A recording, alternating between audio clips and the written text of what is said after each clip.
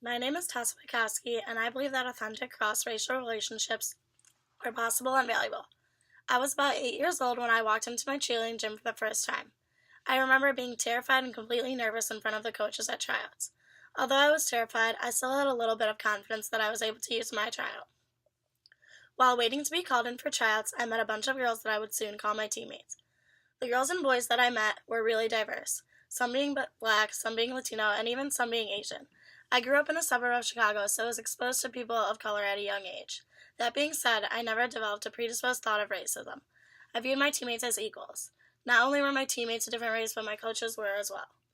I stayed on this team for about 8 years, and throughout my time on the team, I developed close relationships with my coaches and teammates. I spent about 12 hours a week with them, so it was obvious that I would begin to trust my team and begin to call them my family. I looked up to my teammates and coaches, and we had positive impacts on each other, even though we belonged to different racial groups. I looked up to my coaches with pride. They were my role models, and they showed me that blacks are just as capable as whites. They did so by giving me national titles and by making my team one of the best cheerleading teams in Illinois. They didn't do so with the intention of showing whites that blacks are just as capable, but they did so out of love and compassion for the sport. They taught me that hard work pays off. They taught me discipline, and they gave me motivation to work for something that I want. They taught me to never stop trying.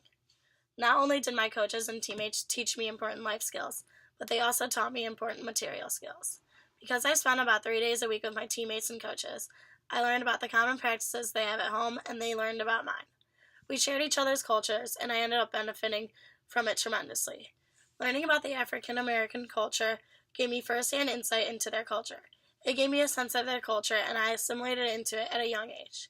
For example, one thing they showed me was their taste in music. They showed me the kind of music they listened to, and I ended up really liking it. I had never listened to R&B, and now R&B is one of my favorite music genres.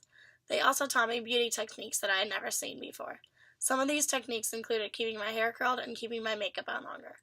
Both of these things have benefited me in the cheerleading world and in the real world. The things I learned from my coaches and teammates had positive impacts on my life. Because I live in a suburb of Chicago, I was surrounded by many affluent white communities. I had friends in these communities, and I still remember one of my first encounters we had together with a black man. We were driving downtown, and my friend looked out the window, pointed to a black man, and said, "Hey, is that a ghetto black man?" I looked out the window and saw a cleanly shaven black man in a suit. I was baffled by the thought that they thought he was ghetto. In what way does a suit constitute being ghetto? I immediately started laughing and said, "No, that is not a ghetto black man. He is wearing a suit and looks very well put together. Why do you think that he is ghetto?" My friend told me that he has never really seen a black man before, and that he assumes that every single black man he sees is ghetto. There is not a single black man in their community. My friend thought that he was ghetto because of his assumptions about racial minorities. After this encounter with my friend, I realized how much being on a racially diverse cheerleading team has benefited me. My team showed me diversity and let me see race without the stereotypes that our country has given them. Because I was surrounded by racial minorities, I became more careful with my words in order to not upset anyone or say something unintentionally bad about a certain racial group.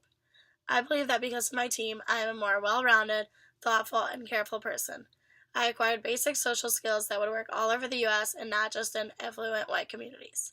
I became more careful because I learned about race through disadvantaged groups, and I never acquired the basic stereotypes a white person has about a black person. I'm Tessa Witkowski, and my story challenges the belief that different racial groups have nothing unique to offer each other.